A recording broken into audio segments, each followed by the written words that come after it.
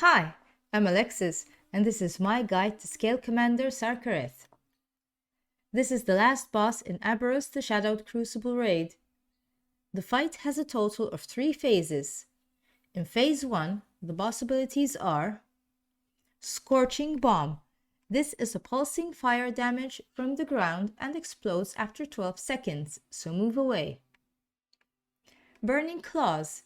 This is the tank mechanic which stacks fire damage after each stack, so make sure to tank swap after each hit.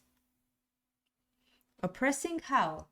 This is the ability that pushes players back and also leaves a debuff that increases the damage taken by other boss abilities. But the only way to remove the debuff is by getting hit once by one of these abilities. These are Mass Disintegrate. You'll see arrows marking 2 players. Stand on the arrow to remove the debuff. Searing Breath. The boss will cast a fiery breath, which will also remove the debuff if you stand in front of it. Glittering Surge. This does massive arcane damage, but can also remove the debuff. However, it's better if you remove the debuff with the other boss mechanics, because this one will hit much harder, and if you're a bit squishy, you'll most likely not survive. Drifting Embers. On Heroic, motes of flame fall from above, which damages and knocks back players within 4 yards, so move away. In Phase 2, the boss will cast Oblivion, shooting lots of blue rays to players in front of it. Stand in front of the boss to get up to 10 stacks, and phase into the emptiness between stars. To get out, you need to pass through the 3 white circles, but make sure to pick up 10 astral flares to gain haste and speed for 23 seconds. Once you're out, the boss fight will continue, and boss mechanics for this phase are Void Claws. This is the tank mechanic that reduces the healing received by 25% for 18 seconds, so tank swap when needed. The tank will also get a big purple circle and must move away from the raid group. Void Bombs. These will spawn around the floor area. These need to be picked up by players to stop them from inflicting damage. Desolate Blossom. These are big blue circles on the floor. The player that picks up the bomb must step into these circles, which will give players stacks of Oblivion, and at 10 stacks send them back to the emptiness between stars area.